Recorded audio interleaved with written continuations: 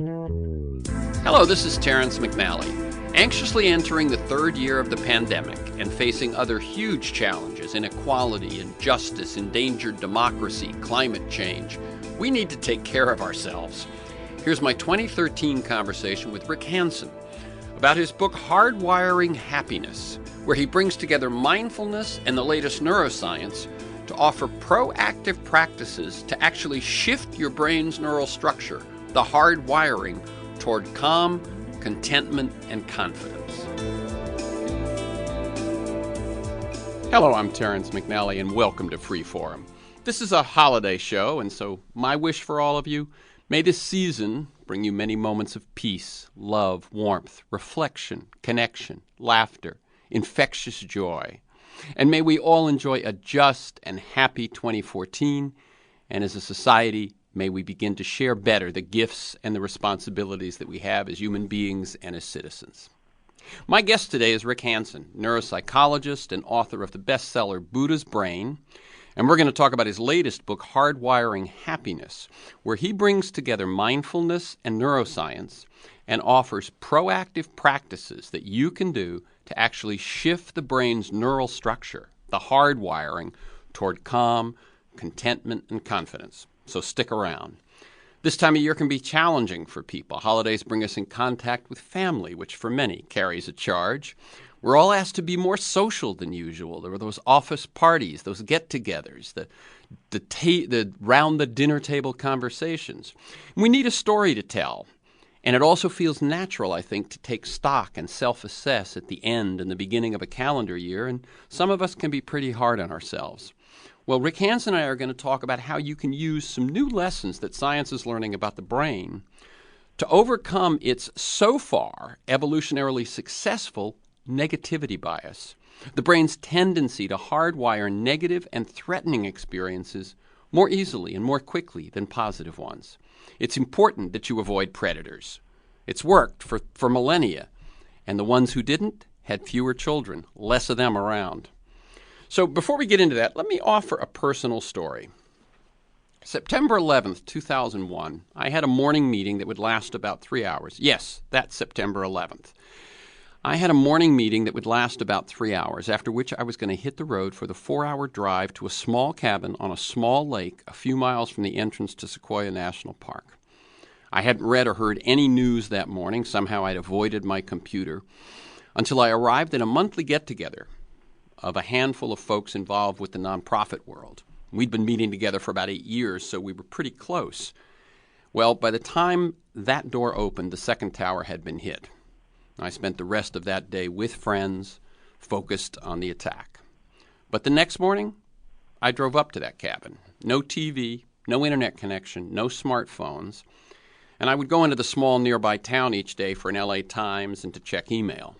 But I did not have the experience of 9/11 that is the common experience that everyone assumes we shared. I didn't see those horrific images over and over again. I didn't focus on the events or the responses for those first few days. I spent time writing and watching the vultures in the tree across the lake. On Saturday, I drove into the park. Once inside, it's about a 45-minute drive through some spectacular peaks and forests to the headquarters and the trailhead for the 10-mile loop that I was going to hike, back when my knees welcomed such things. I'd walked about halfway that day, and I was ready for a break when I came upon a huge boulder. I climbed up to a comfortable perch, pulled off my backpack, and ate my lunch. Now, I had brought with me a book of poetry, The Essential Rumi, translated by Coleman Barks.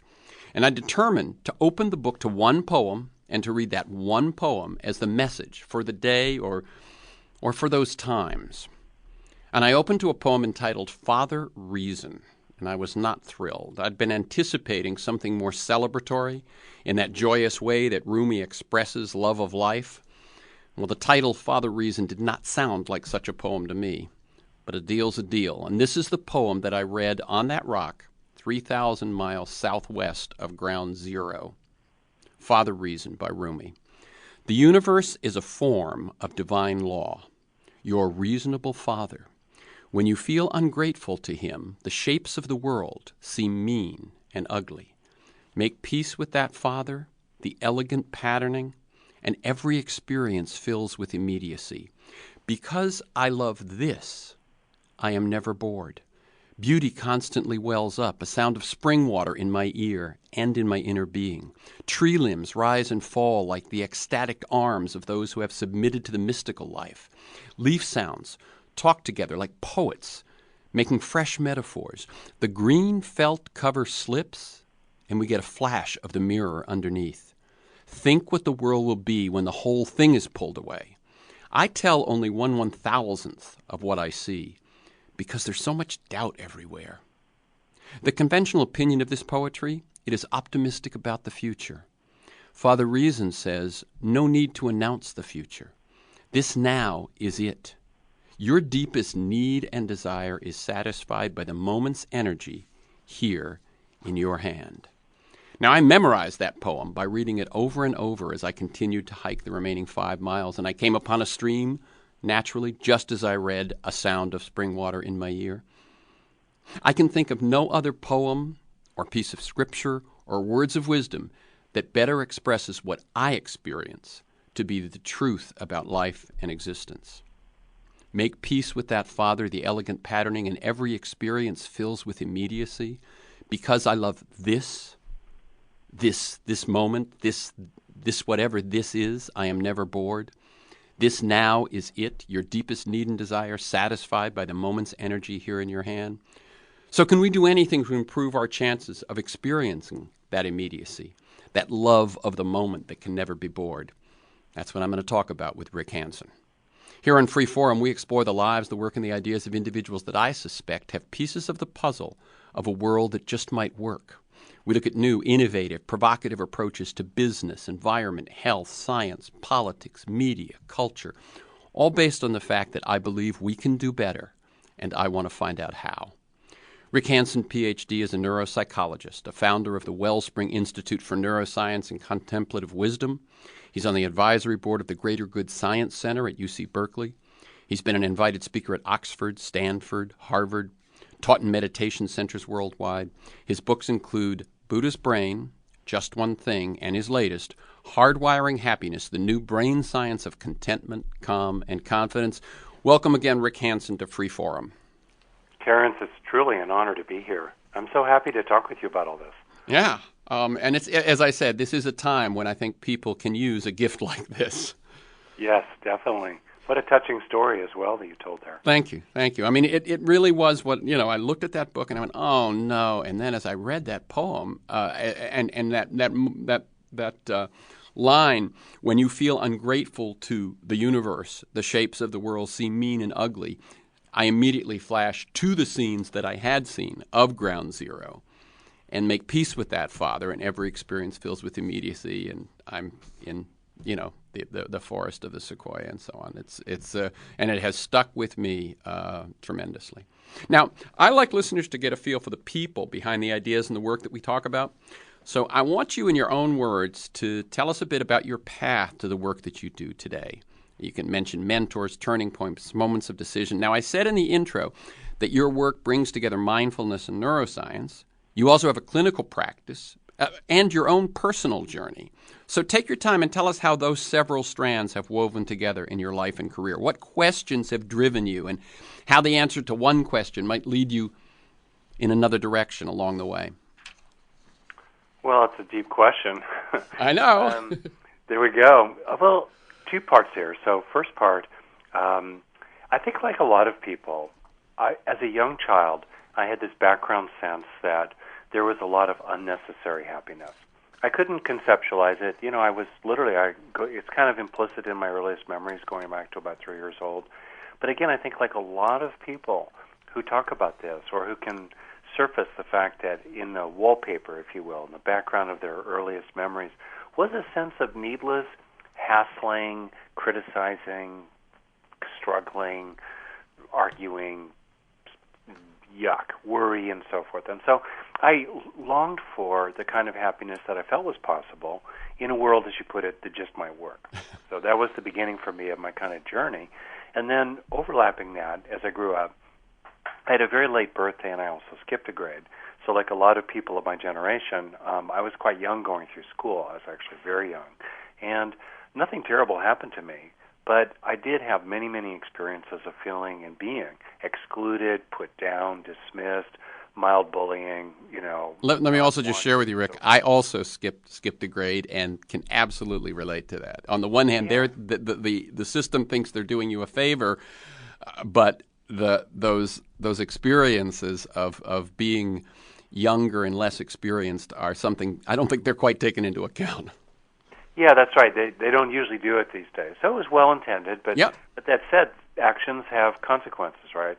Causes have effects. So I grew up at the point that I entered college, at 16, with what felt like a quote-unquote hole in my heart, a sense of an emptiness inside where normally, in terms of healthy development, psychological development, there would have been a much more of an internalized sense of worth and being included and also comfortable with other people. So fast forward then to my college days, and I stumbled on this kind of amazing thing that still seems amazing to me today, which is that I found that if I, number one, noticed good facts related to my issues, the key resource experiences, as it were, the antidote experiences that I needed, if I noticed good facts that were relevant to me, such as being included by a group of guys who said, "Hey, Hanson, let's go get some pizza," or some girl would smile at me in the elevator, or maybe a teacher would invite me to, join something he was doing, what have you.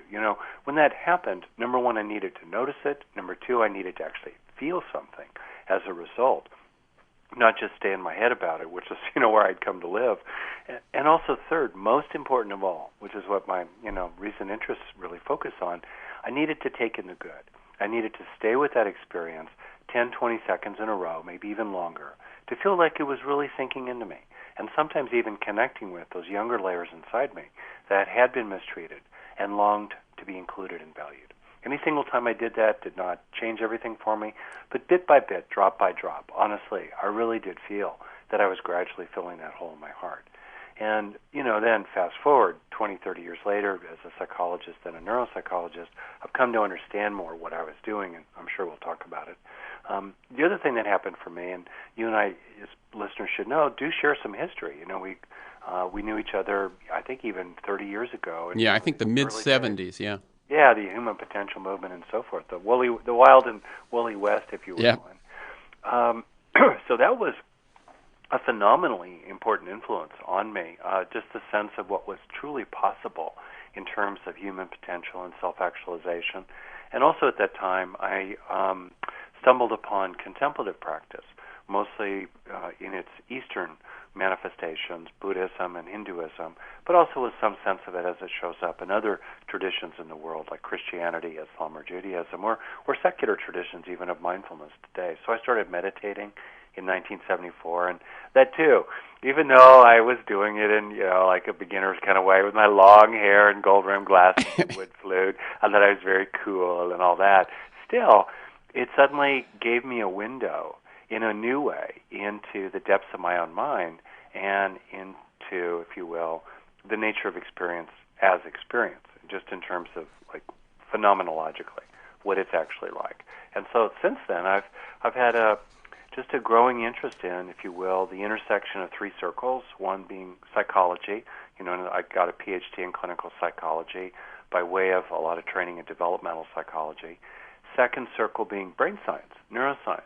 Because if we understand more of the causes inside the black box, the 3 pounds of tofu-like tissue between our ears, if we understand more of the causes of what's going on there, we're then going to become more and more able to influence those causes for our own sake and for the sake of the wider world. And then also the third circle being contemplative wisdom.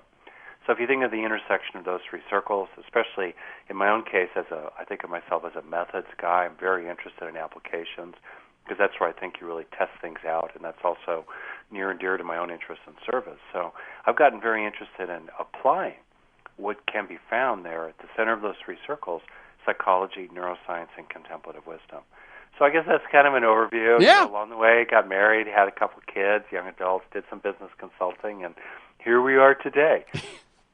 Very good. Let me tell people, this is Free Forum. I'm Terrence McNally, speaking with Rick Hanson, neuropsychologist, editor of the Wise Brain Bulletin, author of the bestseller Buddha's Brain, and we're going to talk primarily today about his newest bestseller, Hardwiring Happiness, the New Brain Science of Contentment, Calm, and Confidence.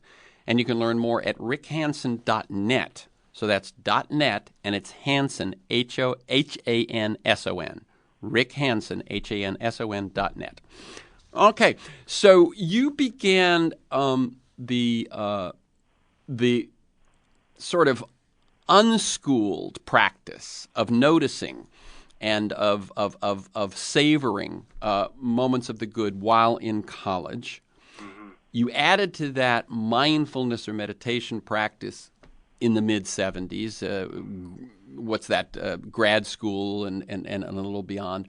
And did you know at what point did you know you were going to develop a clinical practice? Well, I always wanted to work with people.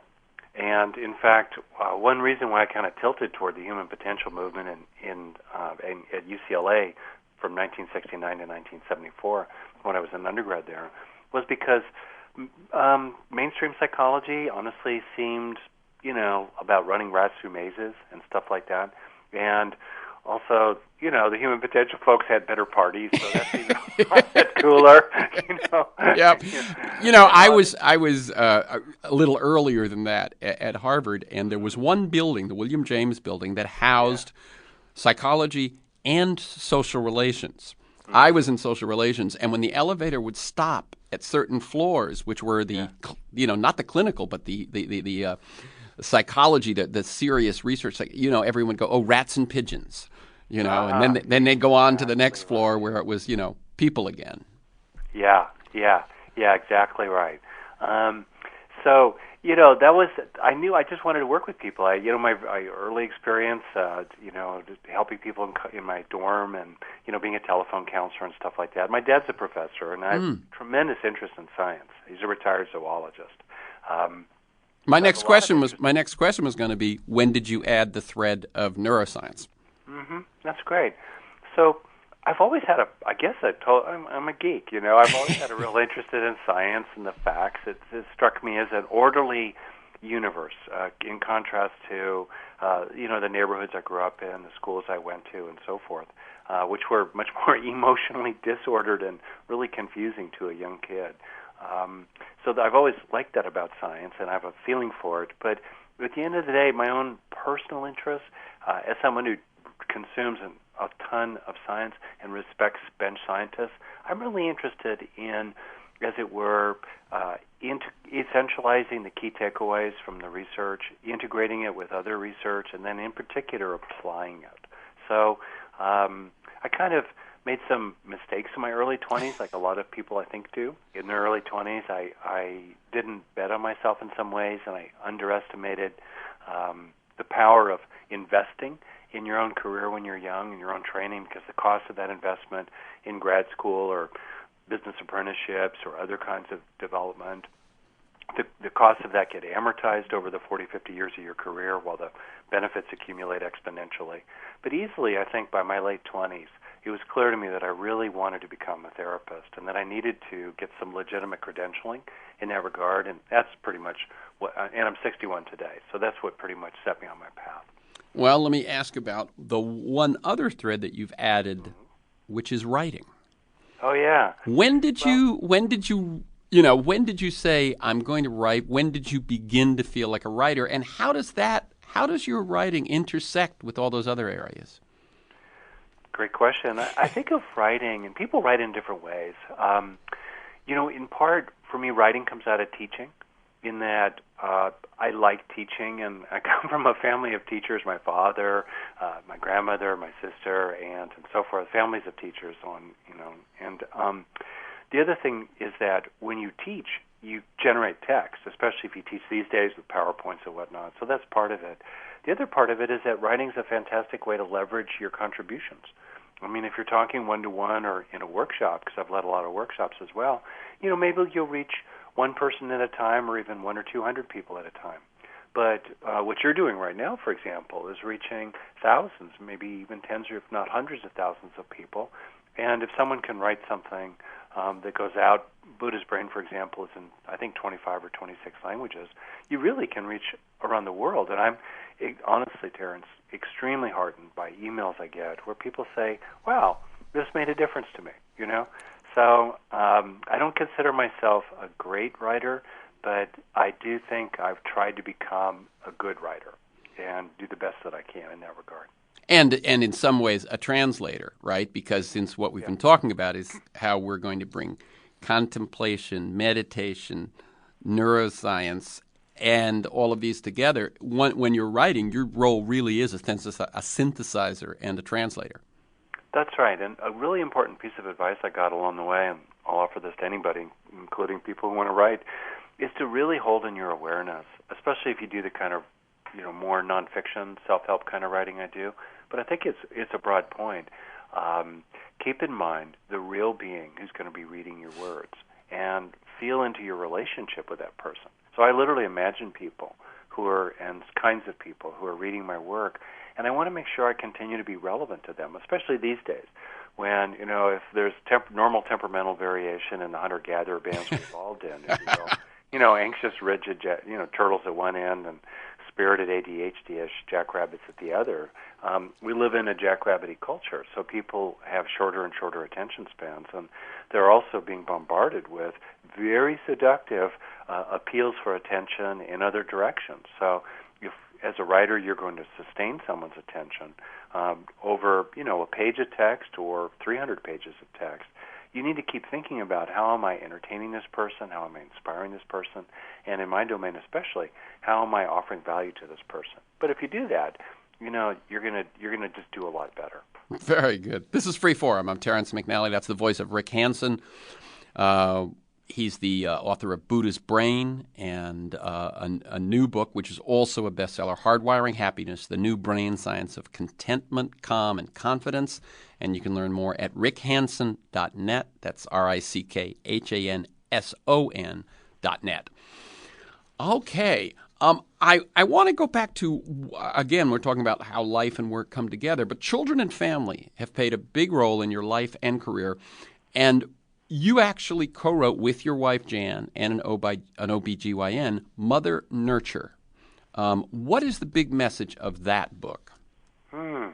Yeah, speaking of 9/11, that book came out soon after 9/11, and the national conversation was not particularly about taking good care of families at that point. There were other front burner issues, but what that book's about is it's really, I think, still the only book that comprehensively looks at the long-term health and well-being and intimate relationships of a woman raising children past the postpartum period, where there's a lot of attention, and it's very practical. So it zeroes in on health in terms of mind, body, and intimate relationships. And part of what drove it for me was watching my own wife, who's a very sturdy person, physically and mentally, become very depleted after our kids came along. And, if you think about a world that just might work for everyone, the place to start, one extremely highly leveraged intervention, obviously, is to make the welfare of mothers, if you will, the defining or, certainly top 5 public health priority. I mean, for a whole generation, that would transform the world because we'd then be raising a whole new generation of children. But to do that, you've got to really take good care of the mothers. So my book's about that vision down in the trenches. How do you actually do it? And it's quite striking when you take a look at the research on this, Terrence. We're two guys talking about it. And, what's the one factor that for women increases risk, research shows this, risks of depression, autoimmune illnesses, certain kinds of cancer, certain kinds of cardiovascular issues, depression, anxiety, and several other things. What's the one risk? It's the number of children she has. Wow. From 0 to 1 to 2 to 3. And I have to say this, that I think that if men had similar issues, like hypothetically, what's the one thing that increases a man's risk of cardiovascular disease, certain cancers, depression, autoimmune illnesses, is having sex? Oh my God! The guys would be all over that, and we'd have incredible amounts of funding for it. So, the dirty little secret of motherhood is that it's both profoundly meaningful, and for most women, they'll report it's the most demanding and draining thing they've ever done, and it actually has consequences eventually. I'm not speaking against having children, obviously, nor blaming the children. I'm saying realistically, if we want to in a causal universe. If we want to enable women to be able to sustain a very responsive and therefore demanding style of parenting, that's the best thing for children. Boy, oh boy, oh boy, we need to really keep filling up their cup so they don't start running on empty. Very good. And is that book still available? Yeah, it's available on Kindle and other digital platforms. It's gone out of print, but you can still find it in print. But it's mostly available electronically, I think. It's quite inexpensive. And, I have a lot of fondness. I wrote that book with my wife, who's a clinical nutritionist, as well as we have a third author who's an OBGYN. And it's well-referenced, super solid, published by Penguin, a very good book, I think. Okay, Mother Nurture. And then what are the big ideas between your books, Buddha's Brain and Just One Thing? And I'll lump them together and people understand why in a second. I think the short version is that, I guess shared with even my most recent one, that you really can use your mind to change your brain, to change your mind for the better, benefiting you and, in widening ripples out to the whole world. So Buddha's Brain is kind of a survey of the neuroscience of what's called self-directed neuroplasticity, the idea that in specific targeted ways you can stimulate the neural circuits or the neural factors that underlie wholesome, positive, powerful states of mind. States of mind are factors like loving kindness or resilience or happiness. So because in the famous saying from the work of the Canadian psychologist Donald Hebb, neurons that fire together wire together. So if you stimulate the neural substrates, the neural circuits or other factors of powerful, useful, beneficial, wholesome states of mind, if you stimulate those substrates, you will strengthen them.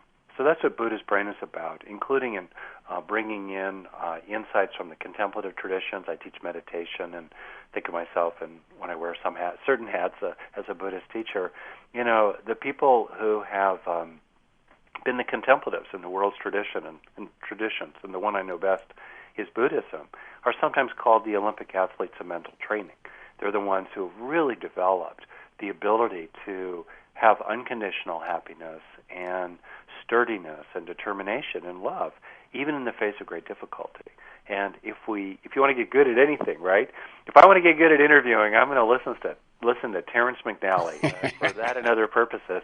If you want to get good at something, study the people who've made it their life's work, right? If you want to get good at tennis, watch Roger Federer or Martina Navratilova, or I'm dating myself, or a more recent woman, tennis player. Not some, inept person, in your neighborhood court. So anyway, in the same way, by studying the people who've really trained their minds and by understanding more what's going on in their brains, we can then do some reverse engineering. And that's what Buddha's Brain is a lot about, imagining what could be going on in the brain of a Buddha, or in other traditions, anyone who's fully awakened, or for the rest of us, me included, people who are, working their own personal path of awakening, personal growth and healing, whatever that might be. And if we can reverse engineer based on some understanding of what's going on in the brains of people as they progress down the path, including far down the path, well, then we can use those insights to activate the mental states and therefore strengthen their neural substrates, gradually changing our brain for the better. Okay, so I just want people to, Rick, I want people to make sure that they get what you're saying, is that we used to, I think we kind of, it was conventional wisdom. I don't know if it was science, but I think it was conventional wisdom for a long time that the brain is basically formed maybe by youth or adolescence. And we used to hear more about losing brain cells and brain cells dying and so on. And it was kind of, that was the story. And it turns out science has found that's not true, leading to that possibility that you're describing, that in fact we can play a role not just in changing how we think, but in how our brain actually is formed and functions. Yes, thank you for slowing me down there. See, I'm studying the master interviewer. There you go. Anyway, that's what scientists call experience-dependent neuroplasticity. It's the idea that the brain is the organ that learns. And in order to learn, it must change in some way in its structure or function. In other words, whether it's a child learning to walk instead of crawl, or an adult learning how to navigate a tricky conversation with a partner, say.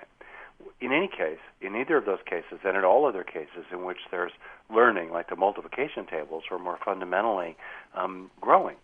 Growing through healing, or growing to become more, resilient in everyday life, or to have more happiness inside, or to have more love for other people. Any kind of growth must involve changing in the brain.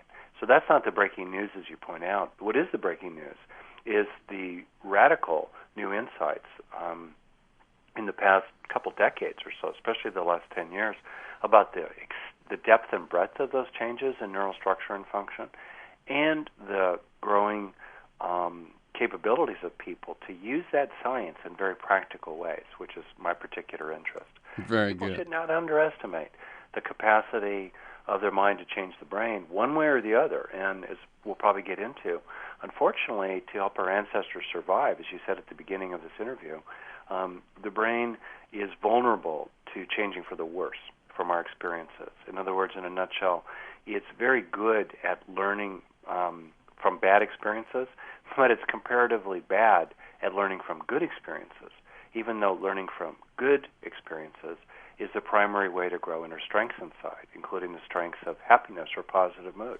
Yeah. Back to your point about 9/11, studies show that people who had cultivated kind of an underlying baseline, if you will, of well-being and positive emotion prior to 9/11 were more able to handle the stresses of 9/11, including people that were impacted very directly by it. Very good. This is Free Forum. I'm Terrence McNally. That's Rick Hanson. He's a neuropsychologist, has a clinical practice, editor of the Wise Brain Bulletin, an author of the bestseller Buddha's Brain, and his newest, also a bestseller, Hardwiring Happiness, the New Brain Science of Contentment, Calm, and Confidence. And you can learn more about all of that. And it's a pretty robust website with access to practices and articles and audio and all of that sort of thing at rickhanson.net. That's RICKHANSON, rickhanson.net. This is Freeform on KPFK 90.7 FM in Los Angeles, 98.7 in Santa Barbara, streaming and podcasting at kpfk.org.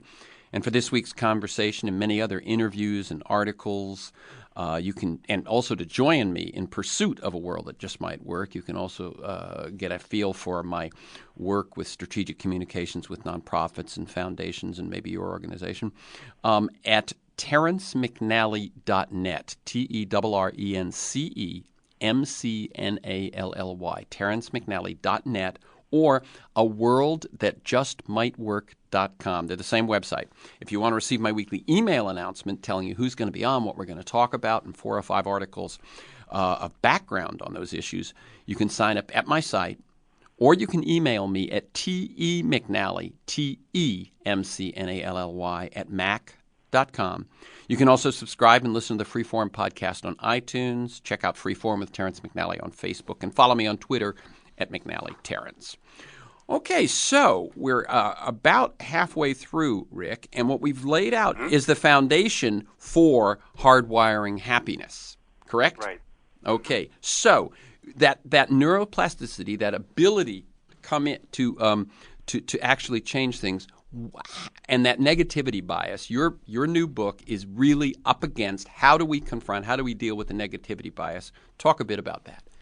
Okay, great. Well, let's see. So let's start with the good news. We all want to have good stuff inside. In other words, we all want to have, let's say, more strength of heart, more self-confidence, more feeling worthy, more sense of being attractive to others, let's say, more sense of being a good person. We want to have more happiness. We want to have more compassion. We want to be more mindful, whatever it is, including subtle spiritual insights or new ways of looking at our own childhood. It's funny. Mid-20s, speaking of my 20s, I had the insight. I realized that growing up, I had been a nerd, not a wimp. Now, that's a really good insight, especially for a guy. And I wanted to really help that idea sink in. Okay, so we want to grow. We want to grow the good stuff inside. How do we get the good stuff inside, right? Because obviously the good stuff inside is made out of brain structure. How do we get the good stuff in our brain? How do we grow positive traits, all right? Well, positive traits are grown from positive states. the neuropsychology of learning is a two-stage process. Learning equals brain change, including emotional learning, what's called learning in implicit memory, not learning of specific facts or acquiring personal recollections. That's called explicit memory, but more learning how to do things or shifting our attitudes or expectations in various positive directions and so forth. It's shaping the inner atmosphere of the mind, what it feels like to be me altogether. Okay. That process of learning happens in two stages, in which states, momentary thoughts, feelings, hopes, dreams, sorrows, body sensations, and all the rest of that, momentary states are activated, and then they must be installed in neural structure for there to be any lasting benefit. Otherwise, that momentary mental state washes through the brain like water over a driveway. Okay. The bad news, well, first the good news. So positive traits are built from positive states that are installed in the brain. All right. Okay. Let me get over that again. So something happens. We have an experience. Mm-hmm.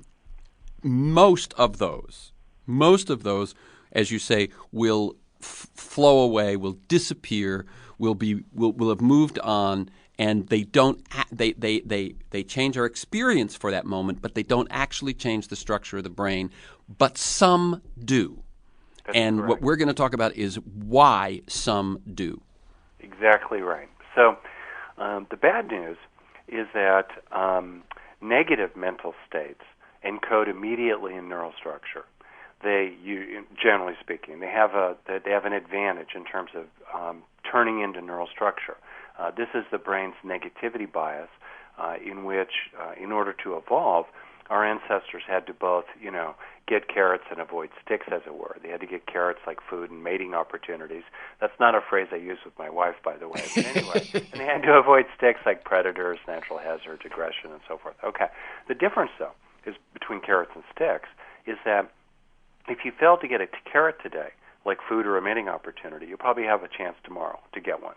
But if you fail to avoid that predator today, or that aggression inside your band or between bands, right, that stick, in other words, whack, you probably get no more carrots forever. So the brain has developed this negativity bias in which it preferentially scans for bad news. Second, when it finds it, it zeroes in upon it and kind of ignores the whole, context altogether. Third, the brain overreacts to bad news compared to good news. For example, if you play two sounds for people in a study and they're equally loud, but one sound is pleasant, like the ringing of a bell, the other is unpleasant, like a fire alarm, the brain will react more to that negative sound. And then in particular, for my purposes, that whole package, negative stimulus and overreactive negative response, whoop, is fast-tracked into storage. Once burned, twice shy. So one, we're more on the alert for negative information, negative events, negative messages. So we pick them up quicker, we pick them up more strongly, and the trickiest thing, which you just said, is we more quickly turn them into neural structure. That's right. Think of a relationship. Let's say if someone at home or at work, what have you, let's say 10 things happen in a day, 5 are positive, 4 are neutral, and 1 is negative. What's the one you think about just before falling asleep? It's usually the negative one. Let's say you get a performance review, or you're just talking with your boss, and your boss gives you, 10 pieces or 20 pieces of feedback. 19 are positive, and 1 is the room for improvement one. Right. Okay. The one that I get is I give speeches sometimes, and of course you pass out evaluation forms. Yep. And you can have, just the room loves you, but those 5, those 10, those 12 that have some nit to pick, they're the ones that stick. Yeah, exactly right. And in a more formal way, studies show that, for example, we remember negative information about other people more than positive information, thus attack ads in politics. We also learn faster. Animals and humans and other animals learn faster, unfortunately, from pain than from pleasure. Pain is very motivating to avoid. Also in couples. Research shows that couples that stay strong and over a long period of time need at least a 5-to-1 ratio of positive to negative interactions, because that one negative interaction has much more effect in memory than those positive interactions. So what we're dealing with at this point is kind of a quirk of evolution, if you will. In other words, this negativity bias has been a foundational successful survival strategy. Those humans who didn't have that survival strategy or were weaker in it or overrode it may not be their children may not be here now. So this shift that we're trying to make, it seems to me, as I was reading this stuff, I remembered a book by Ehrlich and Ornstein, New World, New Mind. You know this book? No. Oh, it came out in 2000. Robert Ornstein, Paul Ehrlich. The subtitle is Moving Toward Conscious Evolution, and it made the point that we do not have time to evolve biologically to deal with the new circumstances we find ourselves in, whether that's climate change or, tribes of 1 million in a city and all of these sorts of things. And could you talk a bit about that? And would you call your practices tools for conscious evolution, which is what they said we've got to do? We can't wait for biology. It takes too long for things to change unless we consciously take control of that evolution. Yeah, that's very interesting, isn't it? Well, obviously these are great authorities and scholars, and of course biological evolution proceeds much more slowly than social or cultural or mental evolution. And let's also not forget that even as recently, as the 20th century, I've been reading some novels about Europe around the beginning of World War II, and it's haunting to appreciate how useful it's been for many, many people to survive and pass on their genes, which is fundamentally the engine of biological evolution. How useful it's been for people even today, let alone during hunter-gatherer times or let alone over the 600 million years that the nervous system has been evolving. It's been really adaptive to acquire a negativity bias. The problem is that for the Stone Age brain now in the 21st century, it's driving global warming, and it's leading to lots and lots of intergroup conflict. And down now at the scale I tend to work, which is the individual level, it's creating a lot of needless suffering for people, and it's taking years off people's lives, because when you're stressed due to the negativity bias, that wears on your body and mind, and it also creates a lot of needless interpersonal conflict. That's why what interests me a lot is working with the Stone Age brain that has some wonderful capabilities, but it needs some help. In other words, most positive mental states, as you pointed out, wash through the brain, like water through a sieve, while negative ones get caught routinely. And that's the fundamental bottleneck in the brain. That is the dirty little secret in psychotherapy, mindfulness training, coaching, human resources training, character education, and whatnot. Most of the positive mental states that we have ourselves or that we help others have make no difference at all. They're momentarily pleasant, better than a stick in the eye, but they have no lasting value if they don't change the structure in the brain. Now, it seems to me that finding has to, it sounds like it would have to revolutionize therapy. And if you think that, okay, this is how we've been doing it, but suddenly you have this new information that says that's not going to stick. I remember when I saw you speak, I thought that's why I think certain cathartic weekend workshops and so on have a power. Anyone who's done these sorts of things has a power that the same number of hours of weekly therapy might not. Am I onto something there? I think you are in general terms. In other words, psychotherapy actually is a very robust intervention. If a pharmaceutical company could patent it based on the research that shows that it stacks up very well against, for example, meds for many, many mental conditions, in fact, it's better than meds. In many, many cases, on average. I'm not speaking against meds. Often a combined approach is best for certain issues. But all that said, no, I think psychotherapy is impressive. On the other hand, I'll say this too, it's also true that many therapies intuitively work the installation phase of learning. In other words, they help people implicitly do what I make explicit in my book in the HEAL process. Without necessarily knowing why they were doing it, or that exactly. the science behind it. They knew it intuitively, or they had a felt sense. I knew it. I had an intuition in my college years, and then thereafter that if I stayed with the experience, it just made sense that I was going to learn from it better in terms of emotional learning. And also, there are many therapists who are naturally gifted in this department. That said, you're right. I think that one of the things that's really interesting and true is that I say this as a mindfulness teacher and also a longtime psychotherapist. We tend to be very good at activating positive mental states in our clients, our students, our children, even in ourselves. But we're not typically very good at installing them in lasting neural structure. And that's where I think most of the opportunity is these days in terms of mental health broadly, personal growth, transformation, healing, psychotherapy, etc. I think the opportunity, where there's upside potential, is in the installation phase of learning. And as an interesting finding, Terrence, if you take a look at outcome studies on psychotherapy, let's say over the last 30 years, and you take the average response to treatment 30 years ago compared to today, well, people on average respond no better today to a round of psychotherapy than they did 30 years ago, even though in the last 30 years there's been a lot of development in the field in terms of new ideas, new theories, new techniques, new personalities, and all the rest of that. And I think it's because, on average, we've gotten better at activating various mental states, but we've gotten no better at installing them in the brain. Okay. This is Freeforum. I'm Terrence McNally. That's Rick Hanson. We're talking about his new bestseller, Hardwiring Happiness, the new brain science of contentment, calm, and confidence. And you can learn more at rickhanson.net. That's Hanson, Hanson. This is Terrence McNally. You're listening to my 2013 conversation with Rick Hanson about his book, Hardwiring Happiness, the new brain science of contentment, calm, and confidence. So, what are those factors that might help a brain install neuropathways of good experiences? What are those things that seem to overcome this tendency to have them fly away? That's great. I summarize them using the acronym HEAL, H-E-A-L, and I'll take you through it quickly here. H stands for have a positive experience in the first place.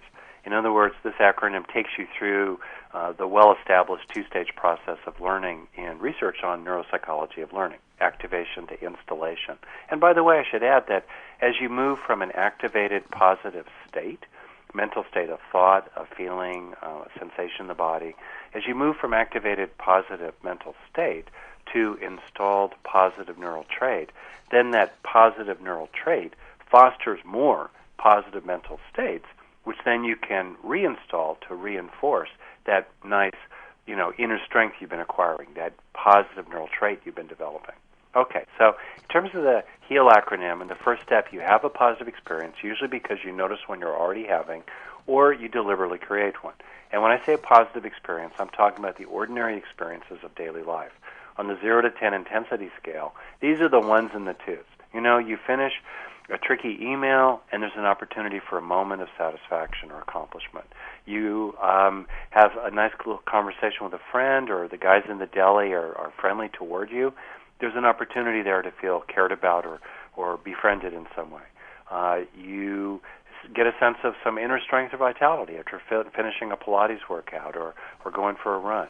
That, too, is an opportunity for a positive experience. Or maybe you just look outside and it's beautiful. Ain't dead yet, Yeah. Coffee smells good. Glazed donuts taste good. Don't tell my nutritionist wife. But anyway, so now you got this positive experience. Or maybe you think of things that make you feel grateful. Or you call to mind someone who cares about you. Or you deliberately activate a sense of compassion. So let me just point out for people, what you're saying there is that when a good experience happens, when it comes along, then there's ways to savor it and make it more likely. But there also, you can, as you were just pointing out, you can actually generate positive experiences, positive memories. You can make yourself shift your attention from the negative to positive and then work the process. That's exactly right. And it's important to be clear that I'm not talking about positive thinking or looking on the bright side, etc. I'm talking really about realistic thinking. Being aware, in spite of the negativity bias, of the positive facts in your life, and then helping those positive facts become a positive experience as appropriate. And then, in particular, once you got that positive experience running, you got that good mental state going, that good thought, that good emotion, that useful intention, that new insight that you were a nerd but not a wimp, whatever it is, then you move into the installation phase. And that's where the rest of the acronym comes in, of HEAL. E for enrich. there are 5 very well-known factors in the neuropsychology of learning, including emotional learning and personal development, that will really heighten the encoding of a passing mental state into some kind of lasting neural structure that will have enduring value for you. And those 5 factors that enrich the experience are duration. Try to stay with it for a dozen seconds or more. Give it time. Give the experience time to transfer out of short-term memory buffers down into long-term storage. Another factor is intensity. The more intensely those neurons are firing together, the more intensely they're going to be wiring together. Third factor, multimodality. You can enrich the experience by trying to feel it in your body, opening to it emotionally, maybe enact it in some way, sit up a little straighter to strengthen a feeling of determination, or maybe put your hand on your heart to strengthen a feeling of compassion. And then the fourth factor that enriches the experience, turning it into neural structure, is novelty. The brain is a big novelty detector. It's constantly searching for the news. So, try to see what might be fresh. Look at your experiences, as the poet puts it, through the eyes of a child. Or in Zen, as they say, beginner's mind, Zen mind. All right? And then finally, personal relevance. That will enrich the experience too. How could it help me? Now, you don't have to do all of these. Any one of them is good. Typically what people do is they sustain the duration of the experience, a dozen or 2 dozen seconds or more, while trying to feel it in their body, and that will make a big difference. So I know I do this. I make you repeat yourself, but sometimes I think a list like that, it helps to, there people are listening as it goes through, but it's it's 5 factors? Yeah, that help enrich. Novelty is one.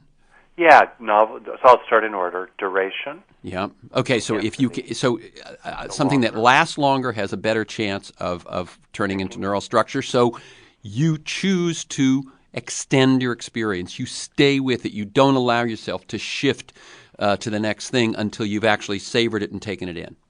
That's exactly right. And it becomes interesting for many people to recognize how hard it is for them to simply enjoy an ordinary, wholesome experience for a dozen seconds in a row. Okay. All kinds of things come up. The jackrabbity, if you will, temperamental tendencies, distractibility, or they feel somehow vulnerable to bring attention inward and to really enjoy something positive, or they feel they don't deserve it, or it's not right for them to do this, and so forth. Or their job, as many people feel, including, statistically, it's common among women, that their job is to make others have good experiences and feel good. And it's almost selfish, too. Yeah, exactly right. Yeah. So duration's number one. Then second, intensity. Letting it grow inside your mind, giving yourself over to it, letting it fill you. Okay. Third factor, multimodality. Now, that's the one that when you hear it, it's like, what does that mean? And what you're saying is wherever that experience shows up, if it could be a pleasant physical experience, it could be a pleasant mental experience, but wherever it shows up, experience it in other parts of you. And those other parts are, you got mental, you got emotional, you got physical, you got anything else there? Oh, sure. A handy way to subdivide experience and to appreciate that now you've got lots of opportunities to take in good things is to think of experience as having, 5 components, potentially. One is thought, not just verbal thought, by the way, but also nonverbal thought, in which I include imagery and memory. And then second, perceptions, in other words, seeing sights, hearing sounds, and in particular, having body sensations or states in the body, like either relaxation or energization, activation, vitality. Okay. Third aspect of experience is emotion, both transient feelings and enduring moods. Fourth aspect of experience are wants or desires, wishes, intentions, inclinations, values, and so forth. That's a very important kind of thing to let sink in, such as a commitment to one's sobriety or the intention to speak from the heart in an important relationship. You can let that sink in. And you can also, really register actions. That's the 5th component of experience. So any one of these come under the heading of multimodality, and in particular for people, I encourage them to try to help the thought track become also a sensation and emotion track. So the experience becomes as textured and rich as possible. It's interesting, just a quick personal comment here, Terrence. I'm an intellectual guy. I love, thought and science and all the rest of that. My whole journey into neuroscience in some depth has brought me back into the body, back into a felt intimacy with receiving delicious, ordinary experience and having a felt sense of kindness toward yourself. Mm-hmm. You know, a sense that you matter enough to really, really, really let it sink in. So anyway, that's multimodality. Okay, and I think it's really important for people to get that absorbing it by duration is one thing, but the other is to bring it to these other parts of you. Mm-hmm. Yes, that's exactly right. The richer the experience is, the more sensual it is, the more it's going to turn into neural structure. It's what any school teacher knows, right? Get the kids moving. Yep. You know, engage the whole body. Yep. Have them be kind of excited about what they're learning. Have them, you know, have an emotional component too. Give them ways to relate to what they're learning so it really sinks in. Okay, we've got about a minute and a half. I'm going to read one little quote here, and then I'll let you give your final thought. When a Native American elder was asked how she had become so wise, so happy, and so respected, she answered, "In my heart there are two wolves, a wolf of love and a wolf of hate. It all depends on which one I feed each day." To me, that's a very wise way of shorthandedly talking about what we're talking about. Your closing thought, Rick Hanson. Oh, absolutely. We're always feeding one wolf or another, and as I say in Tibet, if you take care of the minutes, the years will take care of themselves. And that's the opportunity we have. The most important minute of our life is always the next one, because that's where we have influence. And if I could close with a quote from the Buddha, he says, "Think not lightly of good, saying, 'It will not come to me.' Drop by drop is the water pot filled. Likewise, the wise one, gathering it little by little, fills oneself with good." Very good. So again, the new book is Hardwiring Happiness, the new brain science of contentment, calm, and confidence. And what is different about this book, if that wasn't made clear, is that this one is really, in some ways, a workbook, a handbook. It's about taking what Rick has learned and gathered and making it practices that you can use in your own life. And you can learn more about all of this at rickhanson.net, rickhanson.net. I think mindfulness is a pretty good gift for us to give ourselves this holiday season. Good for stress reduction, creativity, clarity, energy, sleep, health. Try this over the holidays, the rest of the holidays here. Disconnect from the chatter, the pace, the noise, disengage from the habits, the patterns, the ruts. It's basically free, sustainable, renewable, and efficient. It involves taking action where you know you can make a difference in your own brain. It's taking back control. It's investing in yourself. It's adding or refreshing a practice that has no age limit. For this week's conversation and many other interviews, articles, transcripts of interviews, and to join me in pursuit of a world that just might work, go to terrencemcnally.net or a world-that-just-might-work.com to the same website if you want to receive my email announcement telling you who's going to be on, what we're going to talk about, and a few articles of background on those issues. Sign up at my site or email me at temcnally, temcnally at mac.com. You can also subscribe and listen to Freeform Podcast on iTunes. This program is also going to be archived for the next 90 days at kpfk.org. Check audio archives and scroll down by date and time. Thanks to G, my engineer, Stan Mizrahi in production, to you, my listeners. I look forward to being with you again next week. Thank you, Rick Hanson, and keep up the good work. Oh, thank you, Terrence. A pleasure.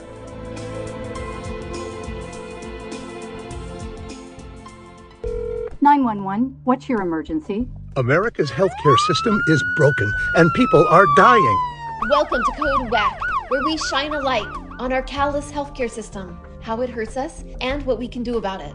I'm your host, Brenda Gazar. This time on Code WACK, is California due for a different kind of big one? Will single payer rock the healthcare industry? We recently spoke to Michael Leidy, president of the pro-single payer coalition Healthy California Now, and former healthcare constituency director for Bernie 2020. Welcome to Code WACK, Michael. There's so much going on with healthcare in California. There's a bill to establish a California single-payer system, a constitutional amendment proposing funding for it, some key legislative hearings in the works, and a floor vote on the bill by the state assembly by the end of January. It sounds like it might be go time for California's single payer. Let's start with the bill AB 1400, known as CalCare. Well, AB 1400, of course, would establish a single-payer system in California that would combine federal monies into a state-funded trust fund that would provide comprehensive guaranteed health care to all residents of California. It would eliminate co-pays, premiums, and deductibles, save California workers and businesses literally